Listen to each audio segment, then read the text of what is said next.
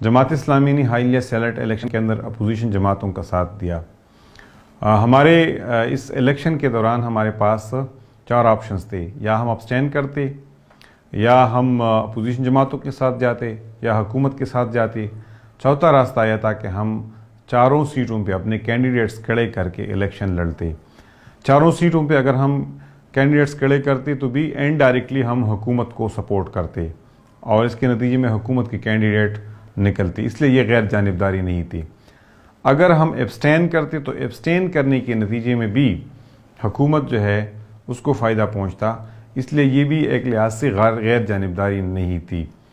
Senate election चूँकि इंतहाई technical किस्म के इलेक्शंस है और इसमें हर मेंबर के पास मसलन इस साल जो 12 सेनेटर्स के इलेक्शन होने थे, इसमें हर मेंबर के पास 4 पहले तरजीह के वोट थे और फिर दूसरी तरजीह के और जनरल सीट के अंदर 7 तरजीहात होती है।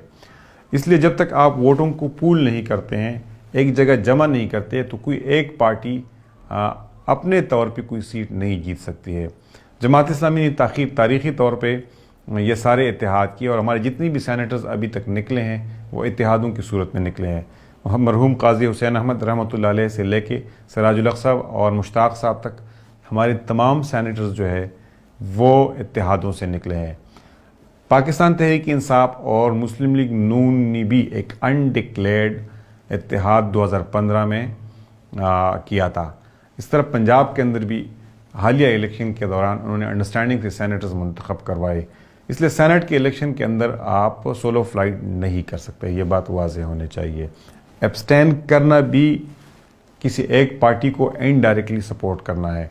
इसलिए जमात इस्लामी ने अपने वोट अपोजिशन के साथ शेयर किए और अपोजिशन के टोटल 43 वोट बनते थे। 5 पार्लिमानी ग्रुप्स थे, इसमें से हर पार्लिमानी ग्रुप को एक एक सीट मिली। जमात इस्लामी को खातून की सीट मिली, खातून के लिए कोटा 48 प्लस वोट थे और अपोजिशन के पास 43 वोट थे। मीर कलाम का वोट मिला के 44 बनते हैं। जमात इस्लामी ने 36 वोट लिए, 2 वोट हमारे रिजेक्ट हो गई। हमारे 5 वोट ऐसे हैं जो हमें नहीं मिल सके। मैं समझता हूँ कि सियासत पॉसिबिलिटीज़ को हासिल करने का नाम है और हमने एक मूव चलाई, एक डेमोक्रेटिक प्रोसेस का हिस्सा बने और हमें वो नहीं मिल सका। हम अल्लाह ताला का इस पे शुक्र अदा करते हैं कि 2018 में चूँकि हमने ANP की मदद से सेनेटर मुश्ताक साहब को मुंतखब कराया था, तो हमारी अपनी मॉरल रिस्पॉन्सिबिलिटी थी कि इस इलेक्शन के अंदर हम उनका वो कर्ज उतारते और अल्हम्दुलिल्लाह ये ANP वाले भी ऑन रिकॉर्ड मान रहे हैं कि ANP का सेनेटर हमारे वोटों से मुंतखब किया गया है।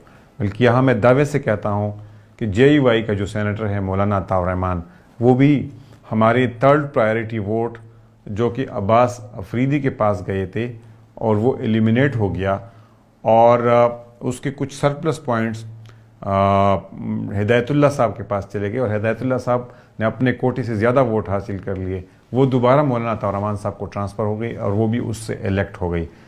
मैं इस पे अल्लाह ताला का शुक्र अदा करता हूँ कि मैंने अपनी ज़िंदगी में 7 मरतबा सेनेट के इंतखाबात में हिस्से लिए हैं और MMA के दौरान 3 मरतबा हिस्सा लिया था। जो पिछला PTI का टेन्योर था उसमें 3 मरतबा और ये 1 मरतबा इस वक्त मैंने हिस्सा लिया है। और मैं पूरी ज़िम्मेदारी के साथ ये कहना चाहता हूँ कि मैंने 7 मरतबा सेनेट इलेक्शन के दौरान अपने पार्टी लाइन के मुताबिक न सिर्फ वोट इस्तेमाल किया है बल्कि मैंने अपने पार्टी को जितवाने के लिए अपनी तमाम तर सलाहियतें इस्तेमाल की है। सिराजुल हक साहब के लिए मैंने कैंपेन की और उन्होंने अपने कोटे से 4 वोट ज़्यादा, 400 पॉइंट्स ज़्यादा हासिल कर लिए थे और इस तरह मुश्ताक अहमद ख़ान साहब को 7 वोटों पे हमने मुंतखब कराया। तो इसलिए मैं इस बात पे अल्लाह ताला का शुक्र अदा करना चाहता हूँ और मैं अपने कारकुनान से भी कहना चाहता हूँ कि वो इस पे मुतमईन रहें। आपका ज़मीर इस बात पे मुतमईन होना चाहिए कि आपका कोई मेंबर जो है वो स्लिप नहीं हुआ है, वो बेका नहीं है। उसने जो मुआहिदा किया था वो मुआहिदा पूरा कर दिया है। इंशाअल्लाह ताला हम फ्यूचर के अंदर भी इन्हीं स्ट्रेटजीज़ पे चल के जमात इस्लामी के लिए सेनेटर्स जीतने की कोशिश करेंगे।